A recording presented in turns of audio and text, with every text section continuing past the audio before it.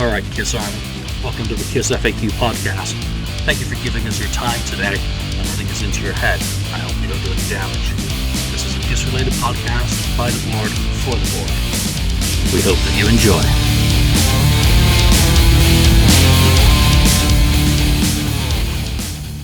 Welcome to episode 128 of the KissFAQ podcast. I'm your host, as always, Julian Gill, admin on the FAQ message board.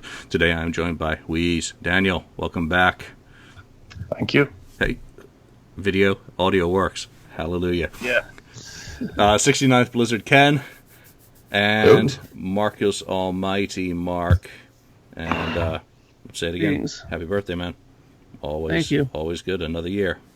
So, I don't think we've got any news today. There's nothing much going on the board in Kiss World. It's, they're back. They're disappeared. Tommy did tweet a picture of himself in Nashville saying that he was doing some recording. What that is, who the heck knows? So, yeah. He wasn't wearing makeup, so it may not have been a Kiss related, because of course these guys always record while wearing their makeup. So let's get into today's topic, and this is, again, it's this time of year, 23 years ago, 1994, June the 7th, Kiss My Ass was released, and we've talked about this album on the show previously, but I don't think we've ever dedicated a whole episode to how it should have been done properly, how they got so much wrong with it, to my way of thinking. And we're going to touch on, Ken's got the vinyl up, which I believe that came out first. That came out on the 7th, and then 2 weeks later, the album, the CD and the cassette came out. So, that was red vinyl. Is yours red? Yes, sir. That is just god-awful packaging. I cannot stand it. That's cool. Red translucent. Red vinyl. So, back in 1994, they were showing up in the industry trade magazines talking about how they were going to do this Kiss tribute album. It was going to be one CD or one LP of tribute songs, and the second LP was going to be the original versions by Kiss. So, didn't quite turn out to be that way. In Japan, they released a promotional double package that had the Japanese version of Kiss My Ass on one CD and double platinum on the other, just with the regular release versions in a double box with a special obi for it. And that's as close as it got to the original context. I have always had a problem with Kiss My Ass. Number one, making a tribute to yourself is just really narcissistic to my way of thinking. Whereas all the other tributes had come along, like Hard to Believe, were very organic. They had been created by other parties with a reason to give tribute, or butcher Kiss's music, in the case of Nirvana. Daniel, what was your first impression of Kiss My Ass when it came out? When did you hear about it? And how did you react when you heard it? Well, we were just, the last album was Revenge, so you had your hopes up, and you were waiting for the next studio album. And I think that, at least from what I remember, they pushed this album almost as if it was a Kiss studio album. I mean, Gene and Paul, they were all over the place in Europe and America talking about the album. You didn't hear anything from the artists that were involved. I remember seeing them live on some American TV shows, the Gin Blossoms and Garth Brooks, who was David Letterman. Yeah, but Paul and Gene really put in a lot of effort into promoting this album, and I remember prior to the record being released, they talked about the artists that were going to be involved in the album, and they mentioned guys like Stone Temple Pilots doing Watching You. I remember that would have been great, and also Megadeth, Strange Ways, and a lot of bands that were popular. Megadeth, Madonna. Megadeth just released Euthanasia and Countdown to Extinction, so they were pretty hot. So I remember being kind of pumped for the album, and then. Well, we all know what happened and what we got later on. Yeah, then the album came out, and you actually got to hear who had participated and who hadn't. Mark, what do you recall about how it kind of came into your realm?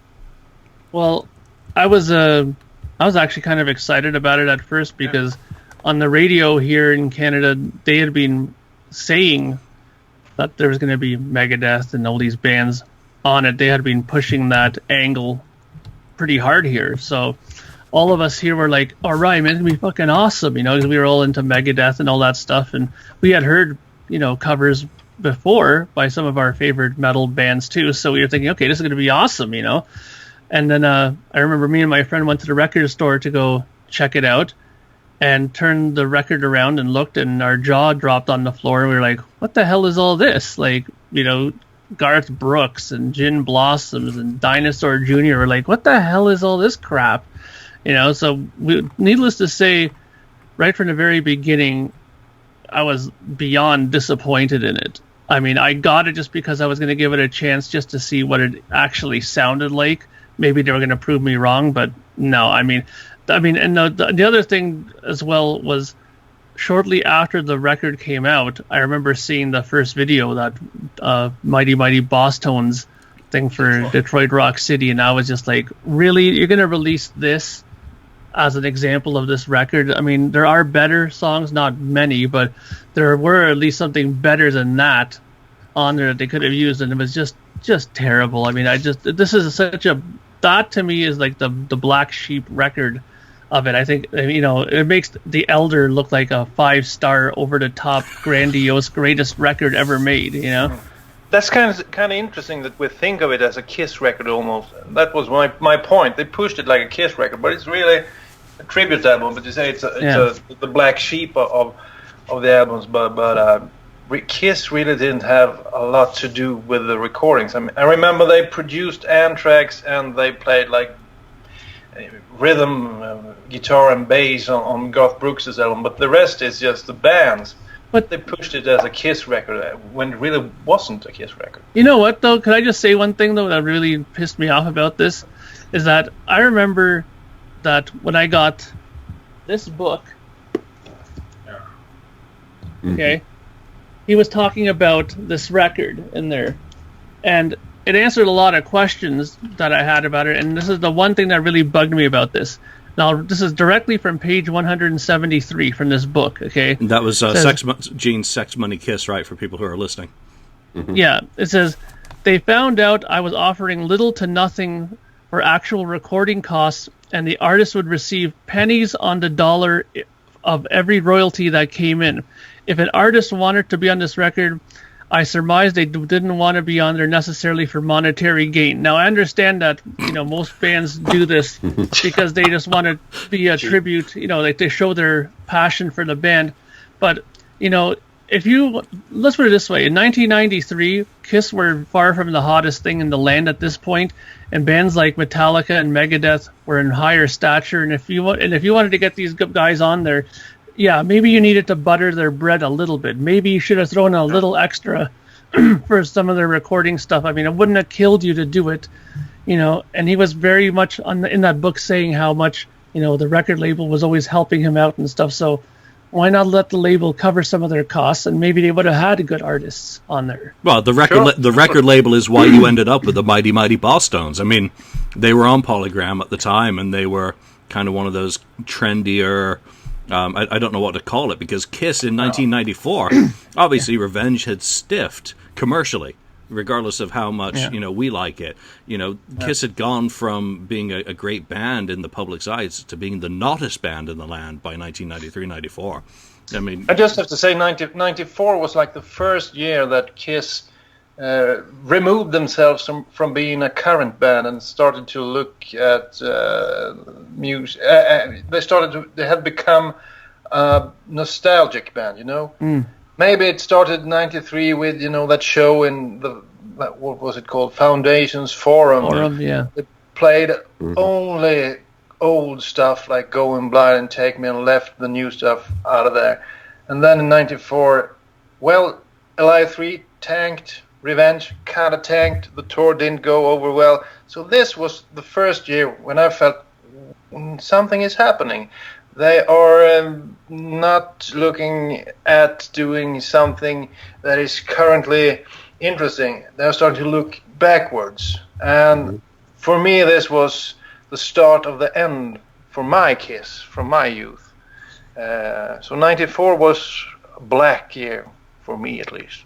Yeah, so Ken, before we get into a little bit more of the guts of Kiss My Ass, why don't you answer the same question Daniel and Mark both have? How did you run into this album, and what was your initial impression of it and the material contained?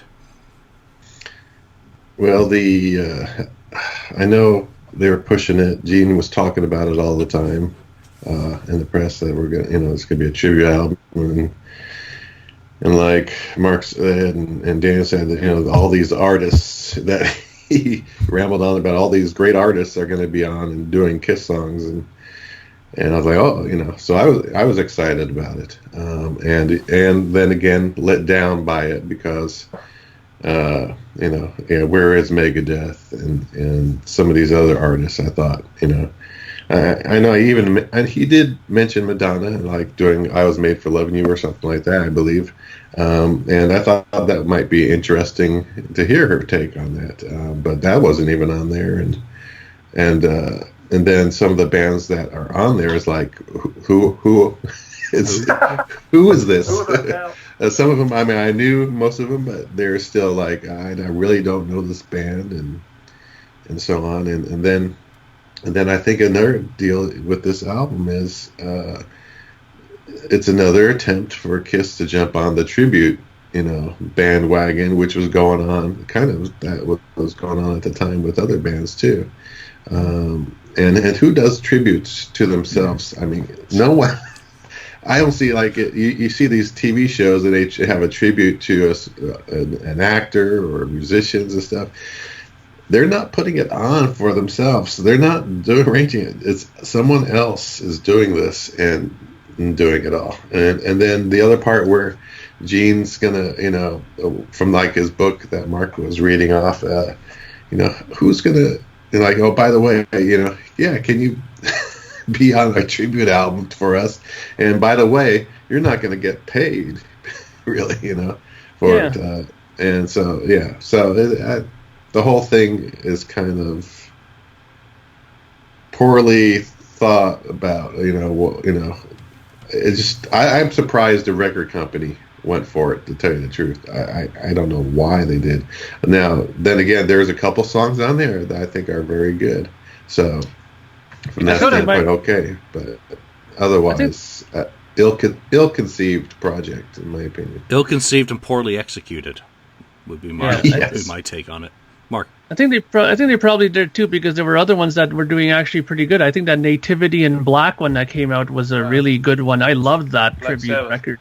Yeah, and maybe they felt, okay, well, a Sabbath one will do good, maybe a Kiss one will do good. Yeah, and come on, it could have been great. It could have been great. It could have been an awesome record to me. I think maybe we can get into what kind of artist we wanted on that album, because I think it could have been a massive album if they had been willing to pay some artists, because every band you ask, they were influenced by Kiss in some way.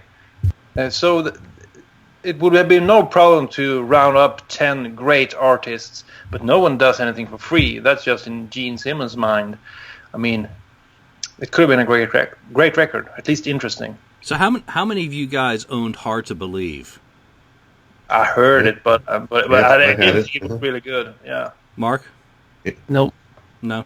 I can't remember if I did or not. I mean, 1994, I was in England. I was at university, so I don't even remember how much I heard. I do remember, some of the bands that were mentioned in conjunction with the project. Megadeth jumped out at me back then because I was really into them at the time. So, I was like, okay, what are they going to do for Kiss? How are they going to interpret it? I was really excited. But I was holding up a short time ago Gene's band sheets of the people that he was inviting, and he was working on this in April 1993. So right after the Revenge tour, they get back, and they go in January 93, they do a Live 3. They put that all together. So that's probably January, February. Next project is this, and they're working on it. At least he is. So I want to read some of these bands, and there's a lot of no, no, no, no, no, no, responses. But just so that people who maybe don't know much about this whole era, of the artists that he was approaching, and he's got the dates and times,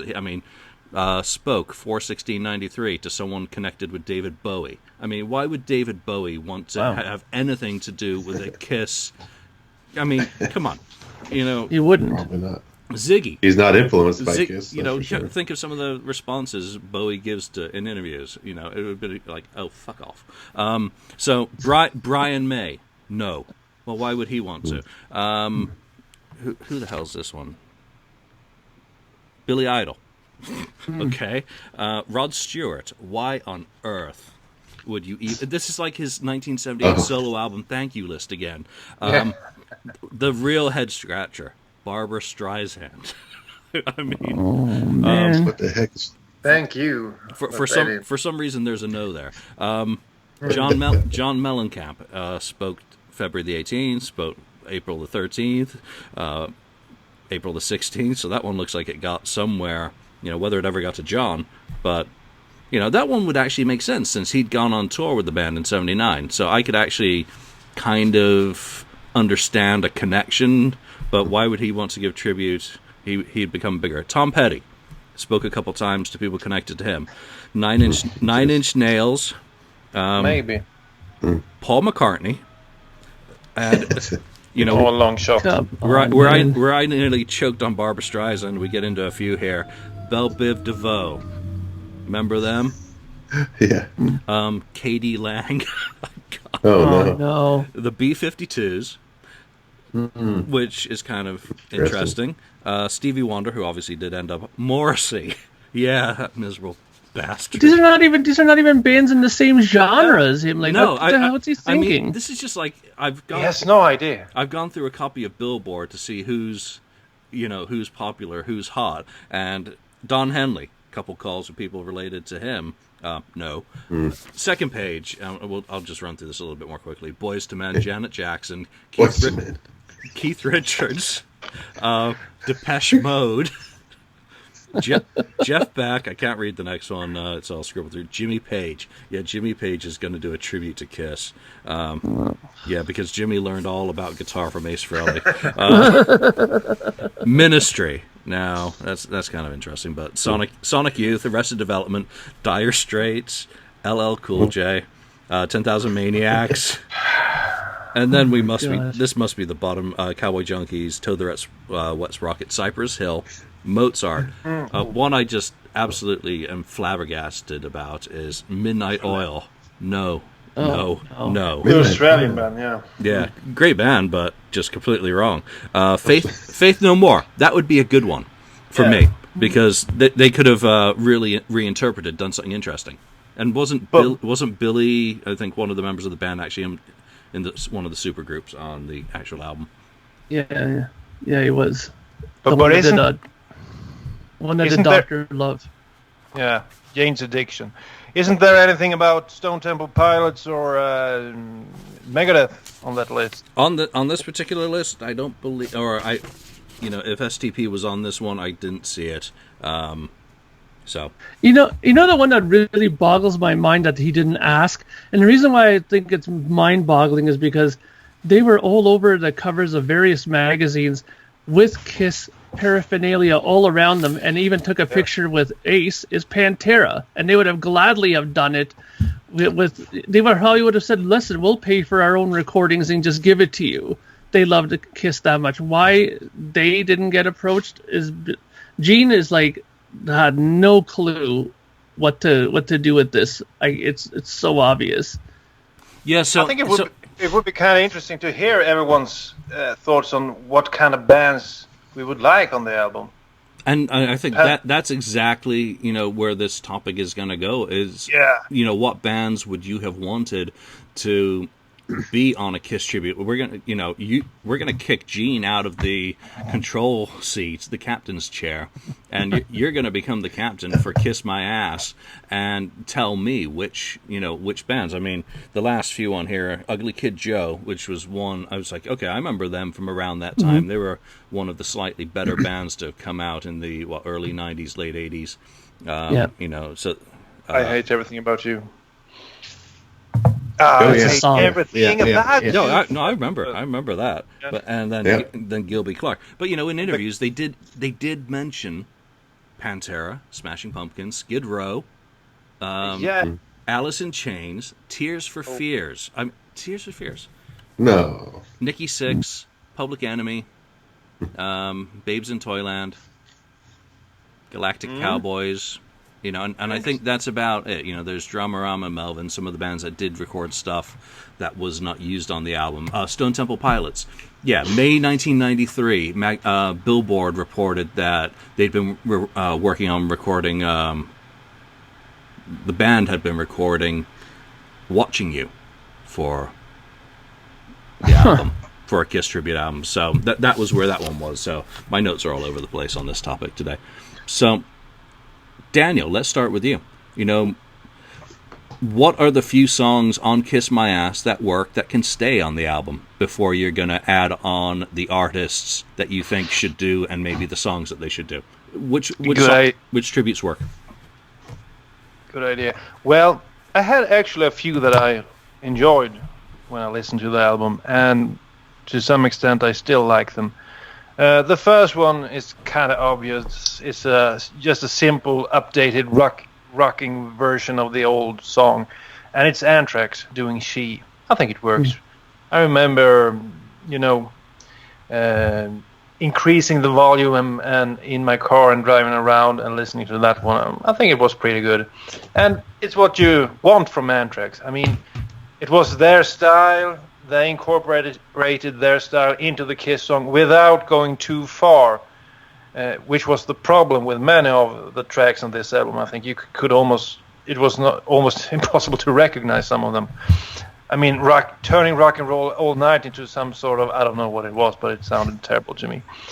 So that's the first one. And also I kind of liked the one Going Blind. I think it was kind of a haunting vocal on that one, and I think it was pretty good. But other than that, I'm not sure if I find a lot of tunes that I like on the album. So I'd keep Anthrax and then Going Blind, but I would rather see like Soundgarden doing Going Blind.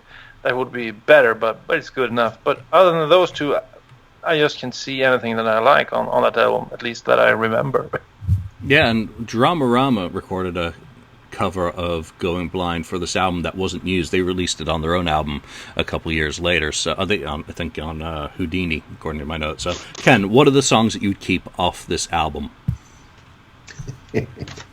Not a lot. I actually thought Deuce was okay. I mean, it was different with Lenny Kravitz. I mean, I kind of liked Lenny Kravitz anyway, so it was kind of interesting to hear his take on it, and he didn't totally butcher it. Like some of the other songs were pretty butchered on this, but it was okay. It was a different take, and I was okay with Stevie Wonder's, the harmonica deal. That's cool. Otherwise, maybe Anthrax. They're better off doing Kiss music than their own music, in my opinion.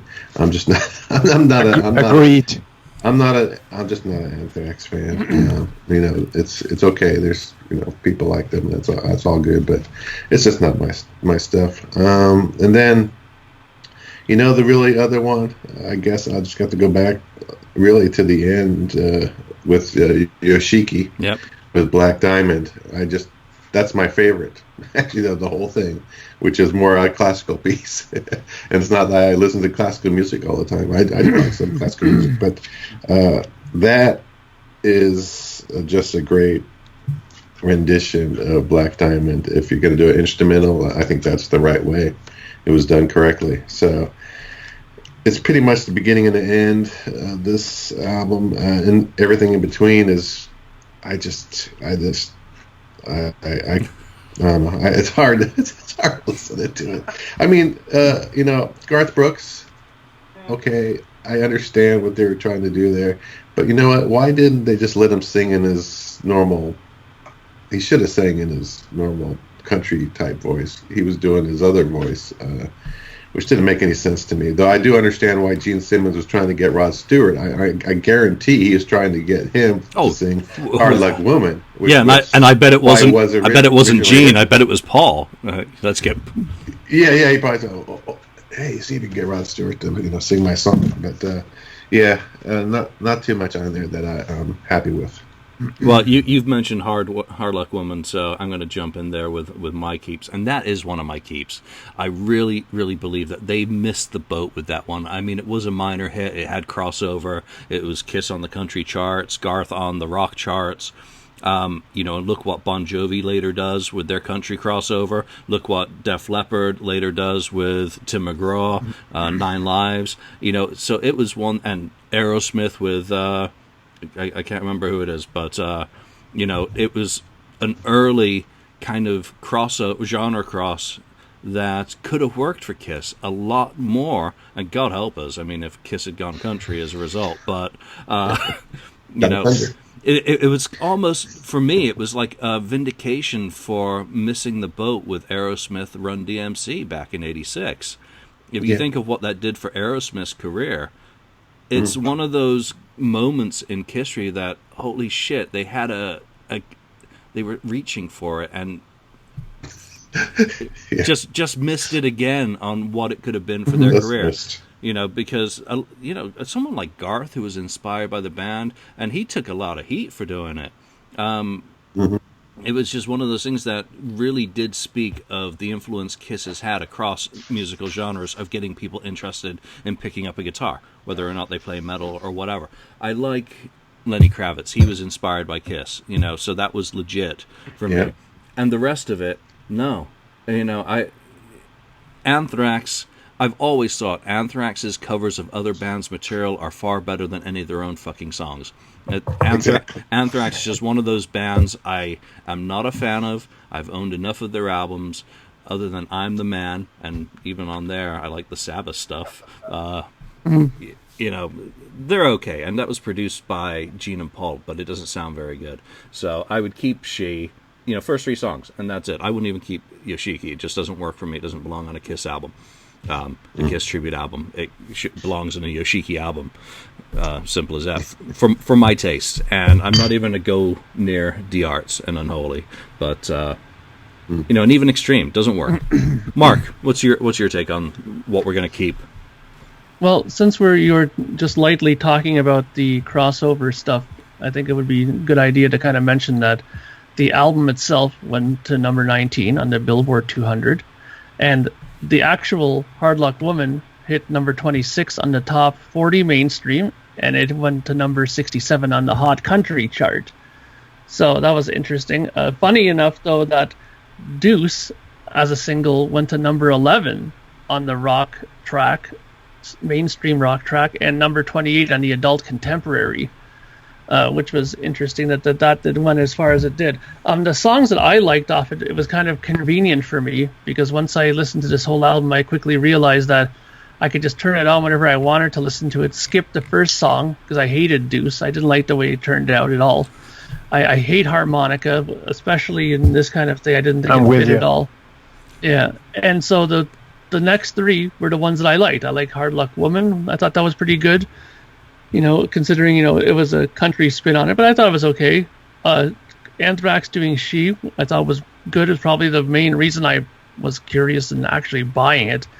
And I actually didn't mind Christine 16 by the Gin Blossoms. I mean, I actually thought they did it pretty good on the David Letterman show when they did it with Gene and Paul there. But the rest of it, I just couldn't care less. I mean, once that song was done, it was stop and skip to the next CD for me, because I couldn't stand the rest of it. It's just everything about it was like the Calling Dr. Love that Shandy's Addiction did was horrendous. Same with the Rock and Roll All Night thing with Toad the Wet Sprocket was just crap, And even Extreme disappointed me. I thought, okay, maybe they can salvage something with Strutter, but they just turned into some really bad porno disco version of it. It was just really terrible, I couldn't believe it. So, and I'd already voiced my opinion on the Mighty Mighty Boss Tones and all that stuff. So it just wasn't. I was just so disappointed. Like I said, considering what I kept hearing was going to be on it, this was just a really bad version of the record. You know, Extreme had the wrong song. Simple as that. If you think of what they'd done well, what was it? Pornography. Get the funk out and all that stuff. I mean, what they did with that song, you know, is completely different to what they did with Strutter. You know, so complete fail. All right, let's talk about some of the bands that you would have wanted on this album, and how do you approach that? Is it bands that were hot in '93, or is it bands that were simply inspired by Kiss that should be on there? How do you kind of look at the bands that should have been there? Because I don't think did anyone buy this album, and this goes to our listeners as well, did you listen to Kiss My Ass and then go out and look for a Toad the Wet Sprocket album? I mean, did any of these covers inspire anyone to go searching, you know, oh man, I gotta have a Mighty Mighty Boss Tones album now? I bought a lot of other Kiss tribute albums because I wanted a good one. Yeah, and so it inspired you to buy tributes in hopes that they were going to be better, and they started to take off in this period anyway. There were a lot of them back then, yeah. So Ken, voice of reason, let's start with you on some of the bands that you think should be on there and the songs that they're performing. Oh, jeez. Well, I think they should have gone with if they could have tried to get harder rock acts doing the Kiss songs. Definitely bands that said that they were influenced by Kiss, that, said, oh, we were, like Metallica, for instance, is one of them. If they could have somehow gotten them, and some other, Metallica was very hot. It's still at that time very, very, huge. Probably close to their peak or just after the peak, but them, and we talked about Megadeth and some of these other bands, like I think Daniel mentioned Stone Temple Pilots, some of the grunge acts that were doing. We know on that Hard to Believe tribute, there's the Nirvana song. You can't get Nirvana anymore at that point, but Ken, what songs would you like Stone Temple Pilots and Nirvana to do? Oh, yeah, Stone Temple Pilots. I would have loved to hear them sing "Going Blind." I think that would have been an interesting take. They if you listen, if you know Stone Temple Pilots, they had some songs like that. They're a little bit in a moodier, mellower kind of thing, acoustic. They've done some good acoustic stuff, so I think that could have turned out to be pretty cool. And then Metallica, something like Detroit Rock City, maybe even something off of Revenge. That's kind of, maybe that's too soon, but I could see that. There's Megadeth. We talked about that. I don't know. It's probably something like, God of Thunder or something. Most of it should be going back to the classics, of course, I think. So I would have tried to get the harder rock bands. If they could somehow get all the bigger, harder rock acts and have them, and some of them are grunge, of course, too. But that's fine. Soundgarden could have been one. Yeah, they were actually mentioned, I think, in relation to War Machine at the time. So there. Oh yeah, that would have been a cool one, right? So I think they would have went, if they would have went that way. If they could have, it would have worked better. I think it would have sold better. I think you could have then had people buying the album and look, hey, oh, this artist is pretty good. They did this. I'm going to go buy this other, You may have, for instance, Soundgarden fans that might go back and say, oh, this is a pretty good Kiss. I'm going to go start checking out the Kiss back catalog and buy some of their stuff. So it works both ways. Kiss fans may start buying some other bands that are pretty good, and then in reverse. That's the key thing is you can, if you're the record company, you want them to sell records, especially Mercury, Polygram, or whatever. They're going to want to try to get Kiss records to sell more than the back catalog, with these other fans from other artists coming in and buying that and listening to it. It's like, oh, this Kiss song is okay. I never heard this before, and I'm going to go check more of their albums out. Yeah, music. so here's the kind of the problem with that is, yes, you want the record label should want, you know, people to, you know, like a song on the album, buy a band, and then to go and buy more of Kiss's catalog. Or in the case of, say, Bon Jovi, who was on the same record label, who had a history with Kiss, why are they not even in this picture? Right. Apart from the fact that by 1993, I don't think anyone wants that version of Bon Jovi going anywhere near Kiss songs. But, you know, they're on the same label. Kiss took them out on their first major tour. Paul Stanley did a very solid thing for John Bon Jovi with the introduction to Desmond Child. And, you know, that would have shifted albums maybe for Kiss or for Bon Jovi on the same record label. That's what bothers me with how they did do Kiss My Ass. So how many of those bands are on Polygram or related labels? Very few. Yeah. So it kind of seems pointless from, you know, that commercial perspective to me. But there you go. Daniel, go ahead, Mark. I'd have a completely different take on the album as a whole. First off, I'd start things off with the video, the Kiss My Ass video. Release that one. And using that to create some sort of buzz.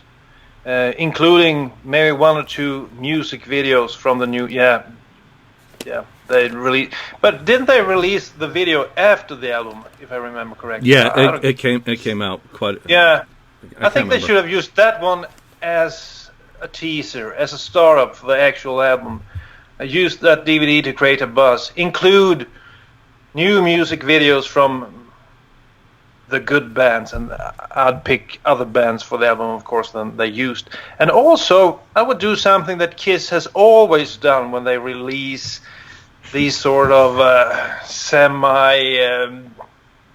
I don't know, these kind of projects where they are not 100% into them, you know, like Killers. They do a few new songs. Smashes, Thrashes, and Hits. They do two new songs. Not very good, but two new songs. Yeah. And I would do it like that this time. I mean, at least I was really hungry for new Kiss music. Revenge was an album that sounded so great, even though they weren't... It could have been a little bit better, but it sounded great. I was just waiting for the next one. I wanted Bob Ezrin to produce the next album. And why not include Kiss My Ass? What a great opportunity. Include two new Kiss songs on the album. You're just pushing it as a Kiss album. So Paul and Gene are involved in this one 100%. Why not pick 1-2 songs, leftovers you have from before? Just imagine if they would have used Sword and Stone and you know that one when all of them sing, what's it called? It was on Psycho Circus. They recorded from Psycho Circus. It's My Life. It's My Life, yeah. It's My Life and Sword and Stone, and use those two songs on the album. Re-record them and make a video and end the Kiss My Ass video with a new song, Sword and Stone or It's My Life. And I think that would have created a buzz. And I would like to have a good version of those songs. Hello, dog. And I think that could have been really interesting. I think that's a really good idea, you know. And you know, Gene of all people, you know, if he had thought about that kind of thing, Black and Blue had recorded a version of It's My Life that wasn't used. So they had that. And if you think of what other songs are available, Do You Want to Touch Me Now, left over from Revenge, co-written by Skid Row. I mean, so that's a really cool concept, Daniel, to have new material. Here's something fun. I mean, it's a classic way for Kiss to promote albums. I think it's just suits them fine. You remember Killers? Think of it, if they didn't include the new songs on Killers, it would just be a wasted album. You just need a few new songs to create a lot more buzz. So I would love to have heard a revenge era version of Sword and Stone and It's My Life. I think it would have been great. Yeah, here's the tribute album, but here's a couple of carrots to to tempt you. But looking at this video, just reminded me of one thing. And on the back of this is the old VHS, so it says this program contains archive footage which may not be to the standard that reflects contemporary technology. I think that disclaimer probably should have gone on the frickin' audio CD as well. But there you go. That's an aside. All right, Mark, what are your approach and some of the things that you'd like? Well, I think Daniel brought up a really great idea. I think that if they would have did that video first and put it out, I think it was almost sorely needed, because at this point you needed to inspire some of these bands that were happening to want to be involved with this. Maybe if they saw some of this old footage, they would have said, "Oh yeah, shit, man, I was really into that when I was younger," and maybe it would have lit the flame to some of these bands to say, "Yeah, I want to get involved now," because at this point, a lot of these cool bands were probably thinking, Kiss are done and over with, right? At this point. But, what I would have did is I would have definitely added in like a band like Pantera. I said that they should have been in there from the beginning, and I would have got them to do either Love Gun or Cold Gin for sure. Those two, either one of those songs would have went over great with them. Another band that I would have loved to have been on there, because they have an association with Kiss from the early days. They were good friends and are still good friends now, from what I hear, is to get Rush to do a song on there. And I would have loved to have gotten them to see them to do like Magic Touch or King of the Nighttime World or something. I think that would have been really cool if they did that. And maybe get Soundgarden too, like we were talking about earlier. Get them to do War Machine, or maybe even do Creatures of the Night. I thought that was a really good one. That would have been good for Soundgarden to do. But again, they needed bands that were credible and bands that were more happening at the time, because they certainly weren't. And the question that you asked about why not Bon Jovi, I think the reason why they didn't use Bon Jovi is I think there's some sour grapes with Bon Jovi and Kiss, because here it is, like you said, they brought them out earlier, took them out on tour, and then here they are totally eclipsing and going past Kiss at that point, making them look like they were nothing compared to Bon Jovi at that point. So I don't think that they wanted to be kind of reminded that, Bon Jovi is being involved in this, because I don't think they wanted anything to do with them at that point. If it sells catalog, I think they could put a lot behind them without any problem. But, that same point is, band like Motley Crue. Obviously Mick Mars would probably never do it, but Nikki Sixx, Vince will sing half of the words to anything. And Tommy, I think Crue should have been on there. But I agree. I like the list of the stuff that was considered that wasn't used. So when I'm looking at mine, and Metallica, definitely Detroit Rock City. That's fine. Strange Ways by Megadeth. You can hear it on War Chest. It's good. I Love It Loud by Jackal. I mean, come on, early '90s. Instead of going maybe that much crossover, they were a decent band. Soundgarden, without a doubt, should have been on there. And the same is the case for Stone Temple Pilots. Even though I will admit I was not a fan. I've never owned an album of theirs. But they were big enough in terms of what they could have brought in attention if you could have gotten them. The other bands. Dana, go. I think, but I say Stone Temple Pilots. If you look at them I think it was 1993, the year before the album was released, they performed a complete concert in Kiss makeup. I mean, come on, give Scott Weiland a call and say, "Do you want to be on my album?" Yeah, of course. Just give me some cocaine and I'll do it. Oh, God. And that guy is the best frontman of all time in my mind. I think he was great when he was at his peak.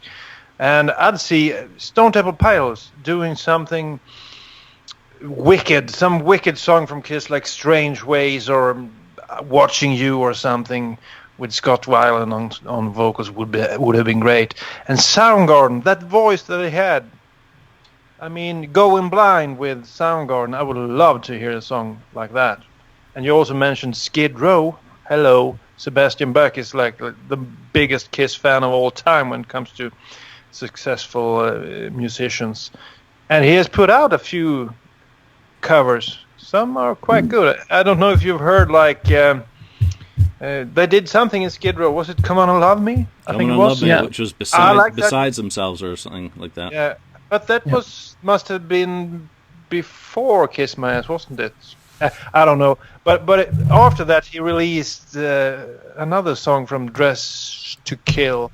I don't remember which one it was, but Sebastian Bach he's just such a crazy guy. So I don't think you would have, if Gene Simmons had gotten his head out of his ass and see what bands that really like Kiss, he would, if he had called Sebastian, he would have done it instantly, and it would have been great. So Sebastian Bach and Skid Row would have done something interesting, I think. Yeah, I think Come On and Love Me, I've just Googled it, so September 92 that came out. Yep. Come On and Love Me. But I think that's a good enough audition. I've actually got that. I don't have a Skid Row album, but I've got this EP because of the cover.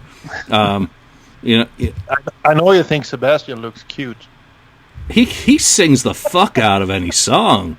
Yeah, I mean, and the band sounds good. I think, that's a good one. I was going to mention them, I think, but they should have been on there. But where were they? So they didn't do an album until 95. I mean, I remember they performed with Ace Frehley somewhere around this time live. Do you remember that one?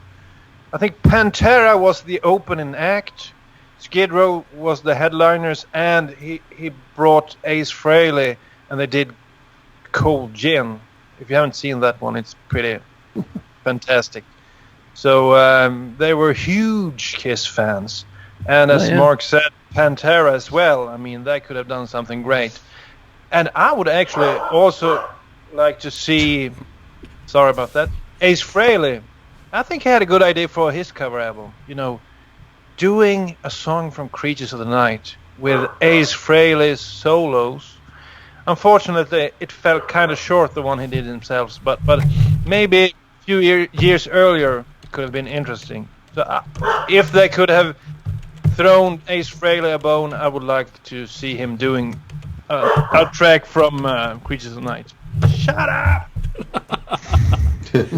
That must be someone agreeing. But, Ace's tribute album, Spacewalk, which that totally got it right in terms of the artists. I think the material. I mean, Sebastian's on that was Save Your Love. I've never heard that, actually. That's on the Japanese version. I've never heard that song. But they had the one Ace Frehley band track, Take Me to the City. Parasite, Cold Gin. I mean, with that, and of course Sebastian doing Rock Bottom. I mean, I think that kind of makes the case. I mean, Ken, which ones of these are kind of jumping out at you now?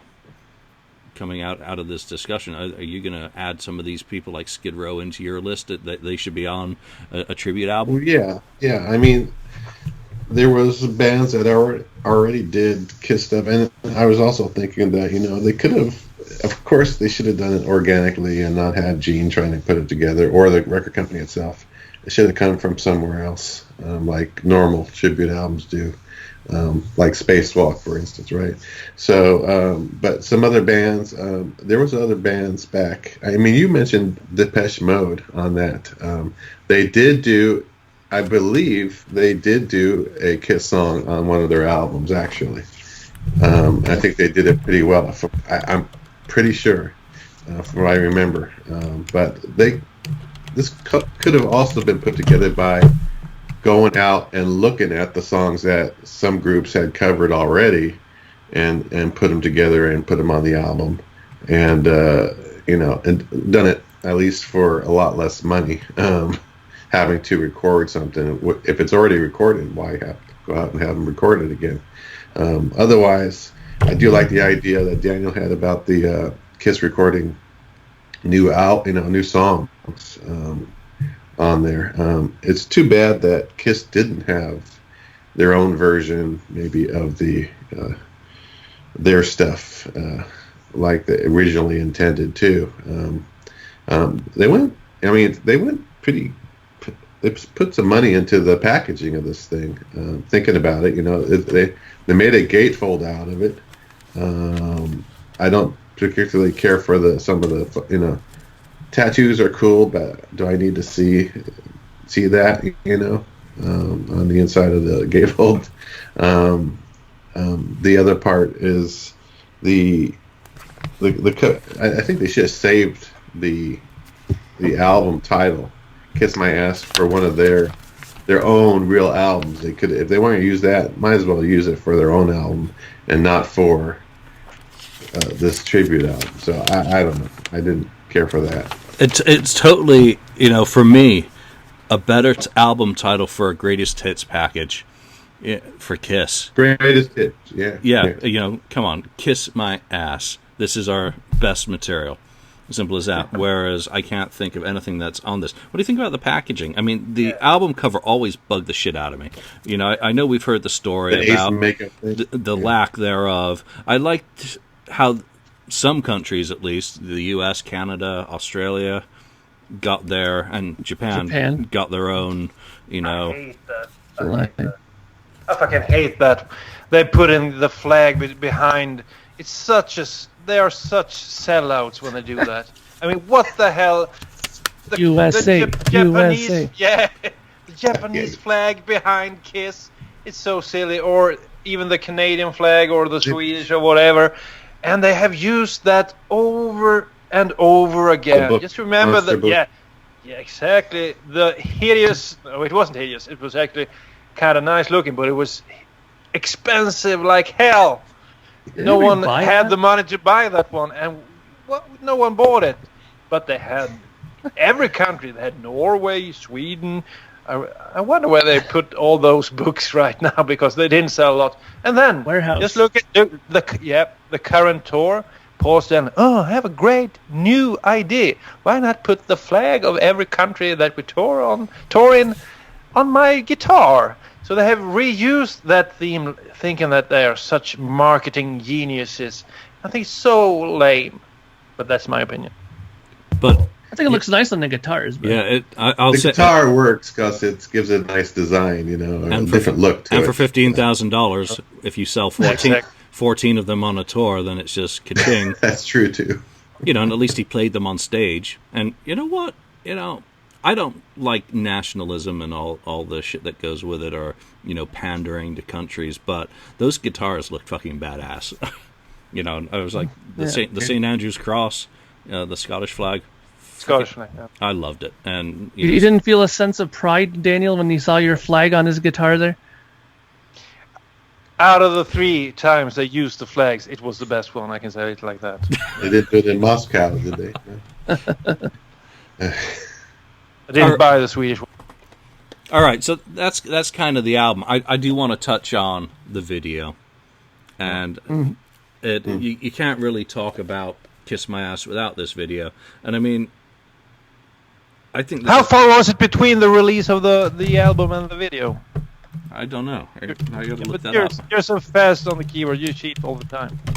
He should have all this in his brain. My brain is fried.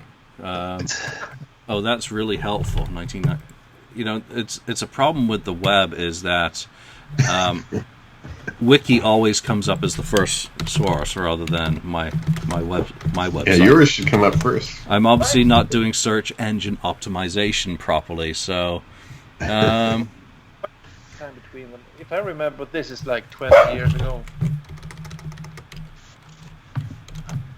I can't even find it on my own freaking website. So there you go. Kiss My Ass, the video. God. Okay. I'm sorry, I don't have the answer to that. Oh, here we go. We got the charts. Released August '93. Okay.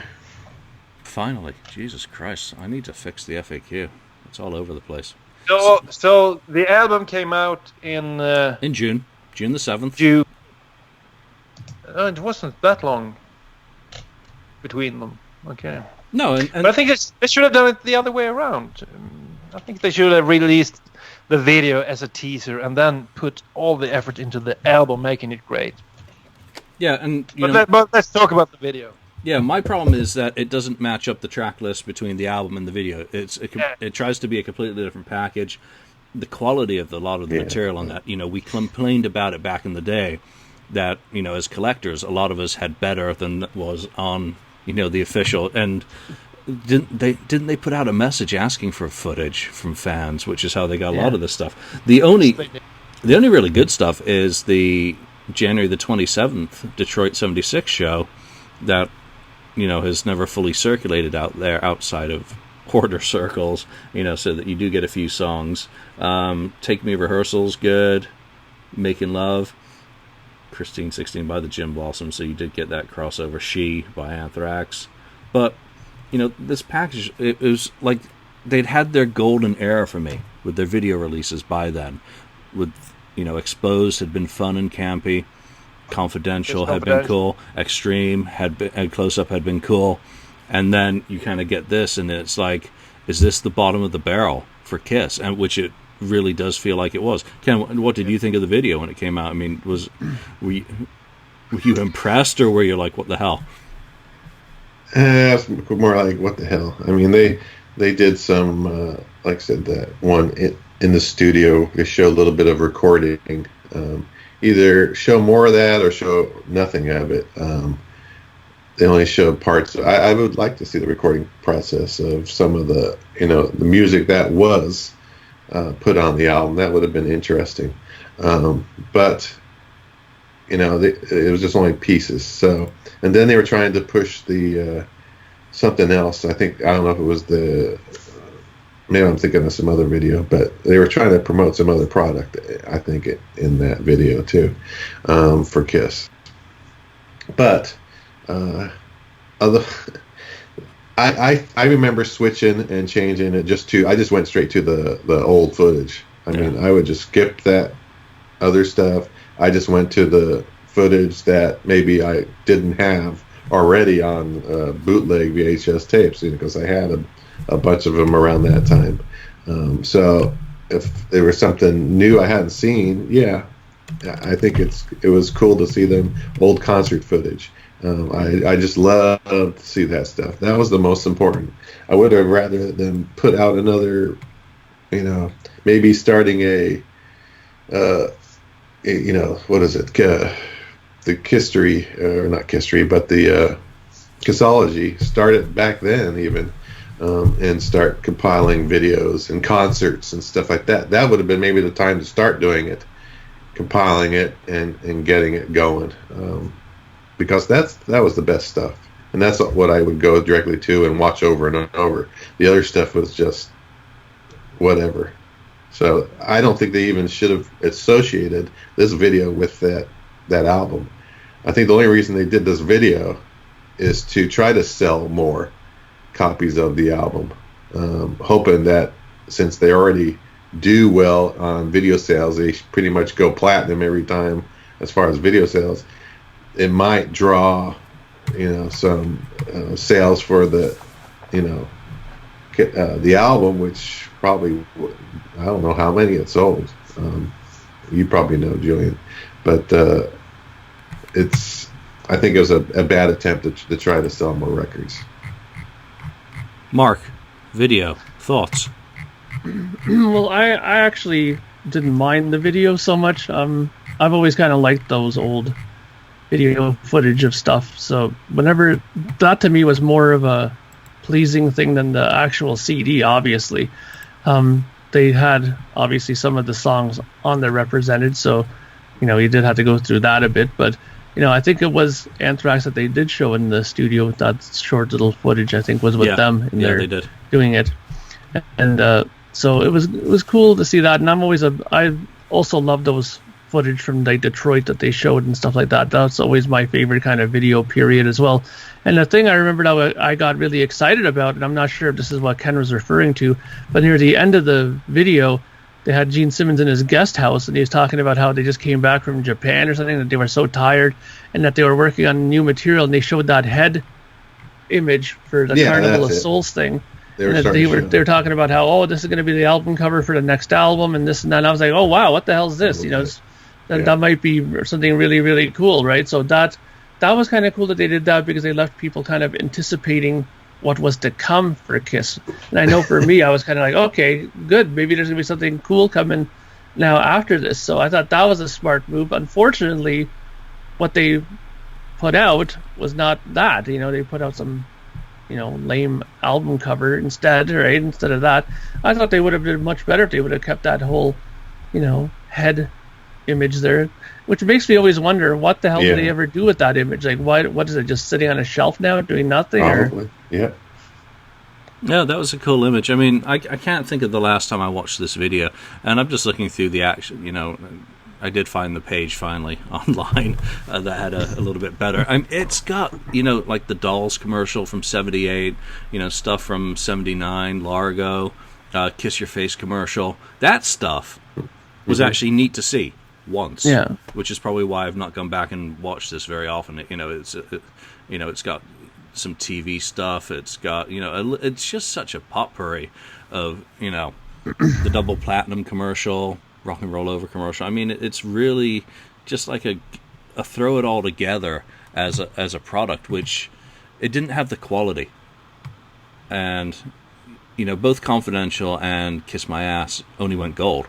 Their days of selling platinum videos kind of came to a screeching halt in the post-Revenge era as well. It took until Unplugged to get back on track in terms of popular videos. But this was really, it just seemed to be a money grab at the time. I don't think I even bought it for a few years because I just saw the stuff that was listed on the back and I was like, meh. Because it didn't tell you, it didn't tell you that it had all these other clips to entice you, and what they were. Sure. You see I on there, and it's not the video; it's the Studio 54, which I can't remember if I'd seen. So, someone mentioned what are the sales? I mean, the last figures I've got, obviously, all I know is Kiss My Ass, the album, went gold in the U.S. and Canada. So Canada, that means 50,000 in Canada and 500,000 in the States. However, the SoundScan figures through March 2012 only 324,000. So it's not a failure. It's right up there with The Elder. All right, so let's bring this to a wrap. Final thoughts, Daniel. Anything to add on Kiss My Ass? I just say they missed a good opportunity, and it was the end of the current band. Of course, they started to look back, but I would like them to include a few more interesting artists on the album and use them in the video as well, and also include new material from Kiss. Since anyway, they were out promoting the album. Gene and Paul were all over the place. Put 2 new songs on the album. It's My Life, Sword and Stone, and it would have been a completely different album. And use Alice in Chains, Skid Row, Stone Temple Pilots, huge fans of the band. And if they would have done that, it would still stand the test of time. But now, when you listen back to it, you can't even listen through it, unfortunately. Agree, sadly. Mark, final thoughts. Yeah, I agree 100%. The video, I think, is superior to the album. The album is something I've listened to maybe twice since I got it. And, it's like twice through, because I have listened to those other songs more than twice, but I just think it was just another circumstance of Gene Simmons telling you one thing and then getting something else afterwards.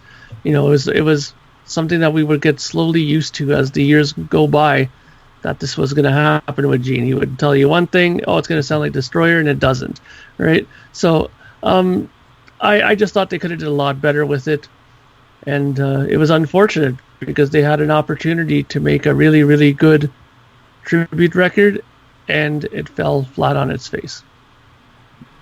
Good points. Ken?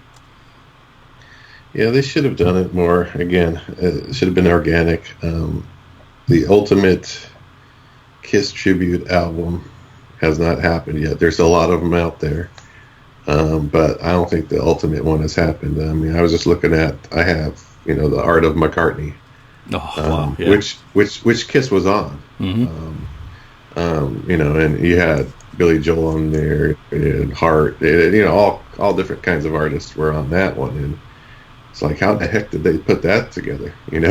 That took years to put together, but it's also McCartney. So it's McCartney, right? It's not Beatles, it's McCartney, and it's still, is a big double album, I believe. So I would hope they could do that, or someone would put together something like that. Maybe someday, maybe when Kiss is over, it'll happen. Whenever that is, something like that will come out and it'd be cool. I'm getting dizzy from Daniel's camera, but I would like to see, I like to see Kiss sometimes doing, like that, where they did on other people's, and maybe Rush will have a tribute album where Kiss plays on Rush. I don't think that will ever happen, but that would be kind of interesting to see if they could pull it off, Very interesting. You have to go back to maybe the first couple albums or something like that to pull it off. But so again, it's got to be more organic and not started by Gene or the band itself. That's just the wrong way to do it. I would like them to try again, to be honest. Now that we're still around in 2017, and how many of these bands that were contemporaries are still around, and the bands that Kiss inspired are still around. The Cinderellas, the Faster Pussycats. Just go down the list. All the great bands from the early 90s, the singers are dead, unfortunately. Yeah, Scott's gone, Chris Cornell's gone, but there's still an awful lot of bands out there. Tesla's still around. I don't think they're inspired by Kiss, and they're very good anyway. They're very good, and probably too good. Bon Jovi's still around. There's a lot of bands that are still around that I think would be more appropriately featured. Megadeth's still around. Come on, Dave. Yeah. Get him to do something off Carnival of Souls. Shit. And maybe by now you could have guys from Aerosmith doing a song. I would love to have Steven sing I doubt it as well, but Steven Adler singing "Making Love" or "I Want You" would have. Could have been fantastic. I think you probably meant Steven Tyler there. Not Adler. Yeah. Did I say Steven Adler? Guns N' Roses. Well, yeah, you can have Guns N' Roses. Guns N' Roses do a song. There you go. Yeah, and come on, how many different versions of Rat are there? You could have them, one of those versions of the band, doing something. So, I just want to end on a higher note. One of the worst back covers of an album ever, but Inside the Tray is obviously... And you couldn't see it. Yeah. You couldn't see it. Many people didn't know it existed. I don't think I did, actually, to be honest. Always loved the message to Ace and Peter, because back then there was so much negativity going around. It was like the FAQ. That they at least made the effort to say something nice to Ace and Peter, and also mention Eric, which I don't think happens enough. It can never do, but all these years on, even less. But not a winner.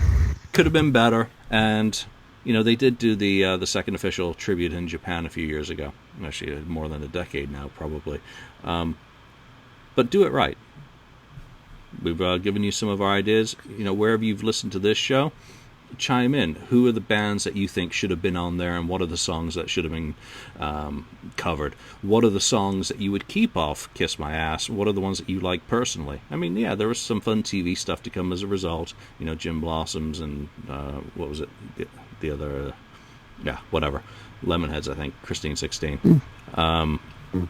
So it's not all bad. It's just not what you would have wanted, I think, as a Kiss fan at the time. It missed a lot of the bands that were popular in the early 90s. So what are your thoughts on it? What have we gotten wrong? What do you think should be there? Chime in. We thank you for listening. So from Daniel, from Ken, Mark, and myself, we will see you next time. Thank you for spending time listening to the KissFAQ podcast today. All sales are final. There are no refunds. If you'd like, look us up on Facebook or come over to the KissFAQ message board and discuss the topic we broadcast today. Don't forget to rate us on iTunes, Spreaker, or wherever you've listened to the show. We hope you'll join us again.